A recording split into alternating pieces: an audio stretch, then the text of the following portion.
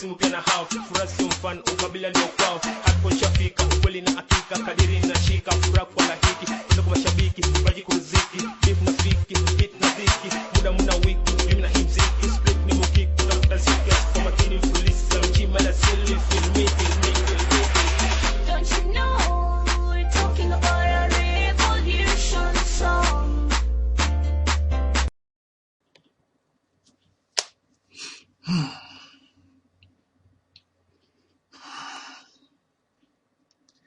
In the name of my ancestors, peace forever and always, and welcome to another edition of what I call the Realities Temple on Earth Internet Ministry. I am the host or the gatekeeper of this program, known here on social media and around the planet, because the internet does take us around the earth. I am known as the mighty Angel Snub 7. I am your soul brother number 1 and your friend Taalik Ibn'rad. I would like to take a few minutes and I would like to direct this message towards my young brothers who I assume is in this struggle that we call Black Revolution, this struggle we call Black Liberation. Whatever it is, it's a struggle for us, we who are the descendants of slaves born in America having dark skin. Regardless to your personal preference, you are Kemetic, you are Hebrew Israelite, you are Black Muslim, you are Black Christian, you are atheist, agnostic. Wherever you find yourself, if you fit into that category, whereas you are a descendant of slaves born in America having dark skin, that's all that we should rally around. That's all you should be concerned about. All these other what I think I am's, you really, and I really should put them a little to the side. I know they are important to you, but these who are the descendants of slaves born in America having dark skin, we in this nation are under attack and have been under attack. We have been at war with a vicious beast going on 500 years. This is the reason why I exist. This is the reason of why the brothers of whom I am mentioning in this video, this is why they exist.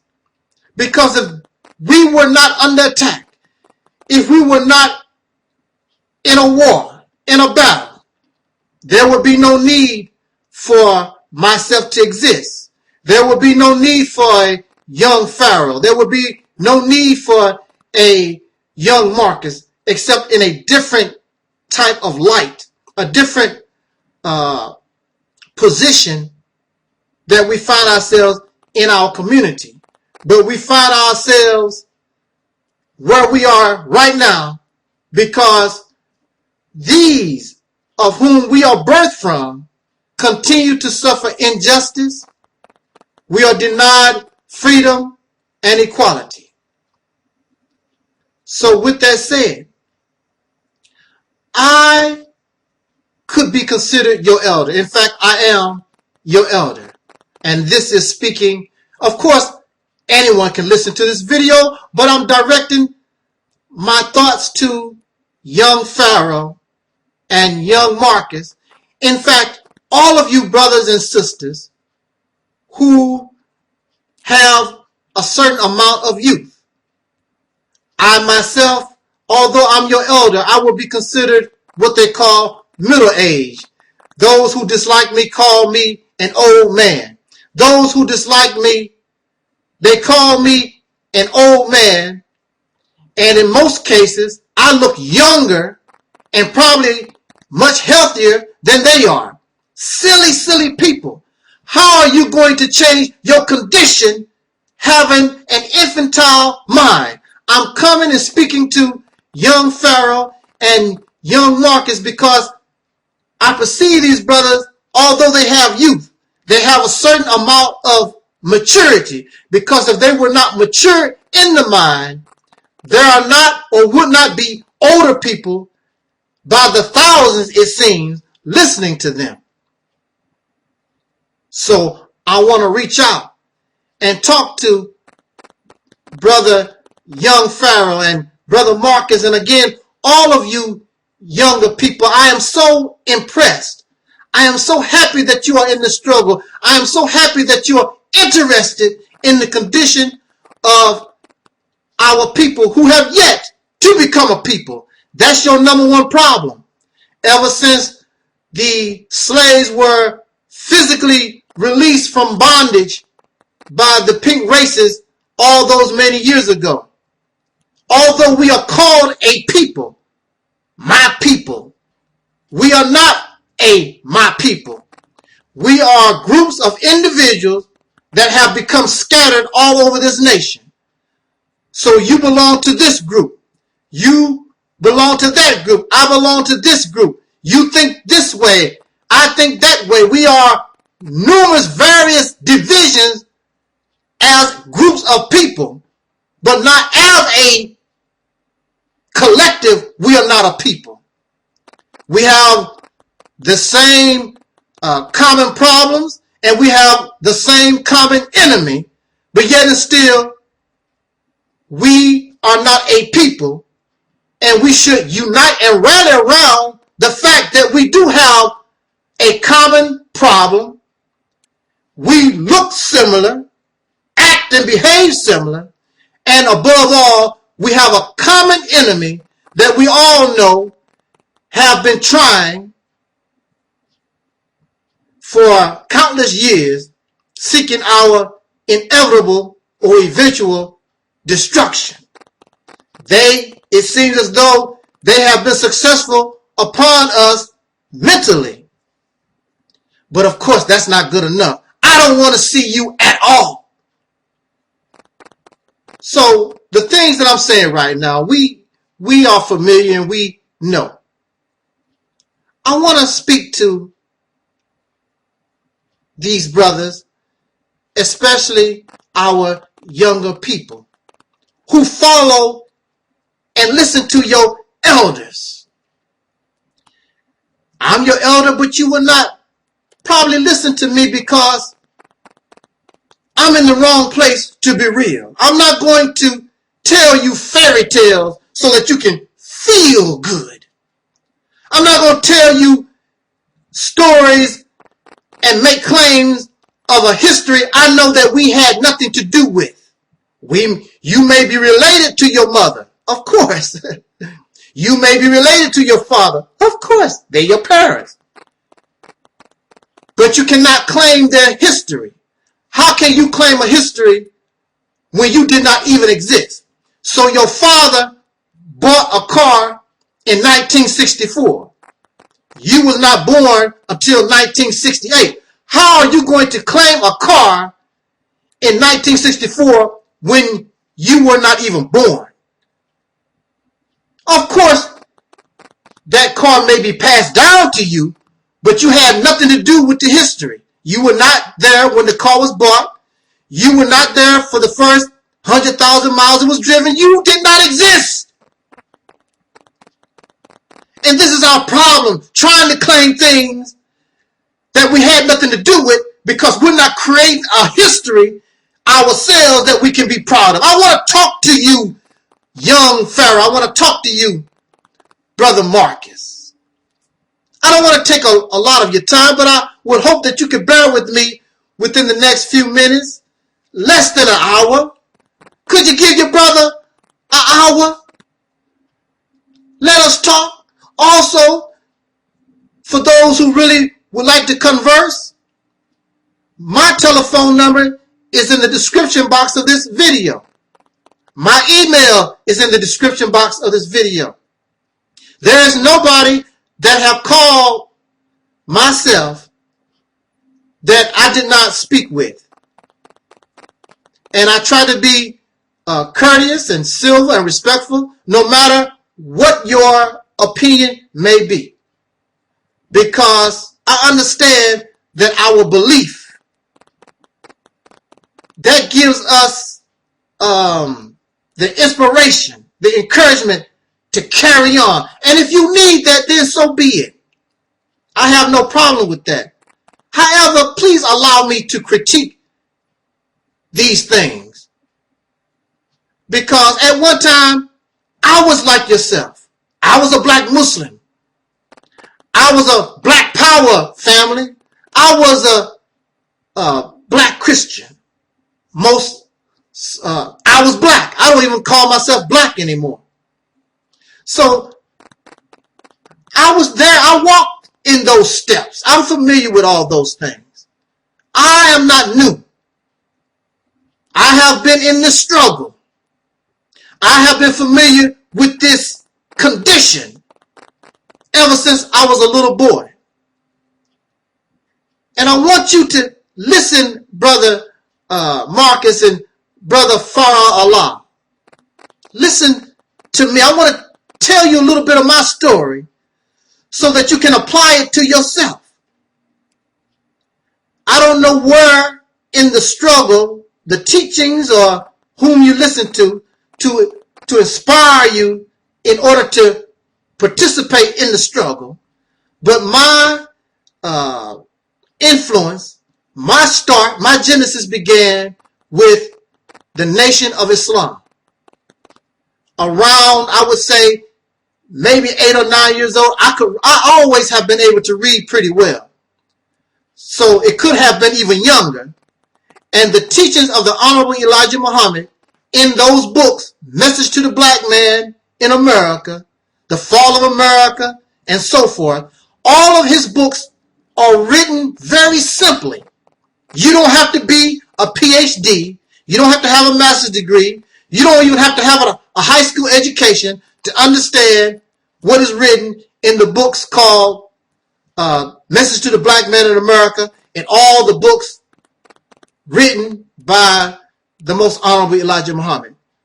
So I began my journey in the Nation of Islam. And I was born during the Jim Crow era. I was born in a town that they pronounced Slater, but my relatives told me that the correct pronunciation of the town was really Slaughter, because in that town where I was born, these crackers, these devils, killed many of black people. I was born and raised in Mississippi, one of the most racist states in this union. And I was born with dark skin. You may see me now, actually, I'm darker than what you see, because I have been out of the sunlight for many years, and I was denied being out in the sun. Actually, I have lightened, my skin tone has lightened, but I was a very, very dark-skinned person. My mother is very dark-skinned, and my father is very dark-skinned people. But when I was growing up, this dark skin was made mockery of. In fact, this is how sick our people was. As dark-skinned as my mother is, because she's still in this life, so I can say she is. As dark-skinned as she is, she would get angry at me and make mockery of how black or dark-skinned I was. Ain't that something else?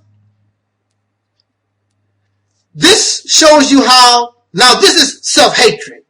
And as a little boy, I was made mockery because I was so dark-skinned, and I would cry and wonder, well, why, I have no control. Why do people making mockery and laugh at people with dark skin? The Honorable Elijah Muhammad, when I was introduced those teachings, gave me the answers to all my inquiry. And that was sufficient. Listen, that was sufficient for me at that time when I was a child. And so I took those teachings and ran with those teachings. And I wanted to learn more and more. Then I began to explore African American. Actually, at that time, it was Negro history. Later, it would become Black history, Negro history. And even as a child, the only thing on my mind was the injustice, the hate, the discrimination, the things that was going on with my people, those who look like me. And at one time, prior to reading the teachings of the Honorable Elijah Muhammad, I used to sit back in the cut and draw the American flag all day long. I was very patriotic until I was taught and understood what that flag meant. Then I began to hate that flag. Mind you, I still think it's a nice flag. The stars and the stripes and the stars, I think it's a beautifully designed flag. But what it represents, I hate. Even to this day, I still think that it's a nice, pretty flag. But what it represents, I hate. So, as a child, alone, there was no black power adults around me. None. Absolutely nobody.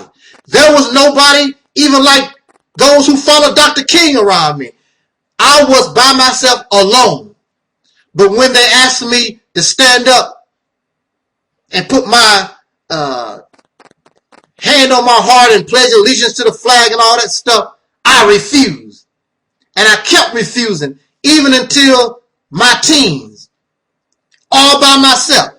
So, see, since you don't like Pharaoh Allah, since you don't like Brother Young Marcus, you don't like myself, you don't like nobody, nobody pleases you, then you can stand up by yourself. But most of these people who may critique Pharaoh Allah or Brother Marcus or the House of Consciousness or in the black media, King Noble, and the list goes on and on, and my brother Sarah Sudan Seti, those who critique us, most of them are doing absolutely nothing. However, if I do something that's beneficial, Sarah Sudan Seti does something beneficial, or Young Marcus or Young Pharaoh or whoever, if we do something that's beneficial, they wouldn't mind joining and being part of the benefit. But at the same time, remember, they was running their mouth. This ain't gonna work. That don't sound right. You stupid. So, Young Marcus and Brother Farrah, this is the type of mentality that you have to deal with. But clearly, as a child, I did not have that mentality. I'm serious as a heart attack. And I took the teachings of the Honorable Elijah Muhammad. I challenged adults and was smashing preachers and teachers and all kinds of folks. But you know, you got to grow up. You have to grow up. Your experience makes you mature. Certain information that you come in contact with makes you mature. You begin to change your whole mindset. So I did join the Nation of Islam under the leadership of the Honorable Minister Louis Farrakhan in the early 80s. And something was wrong.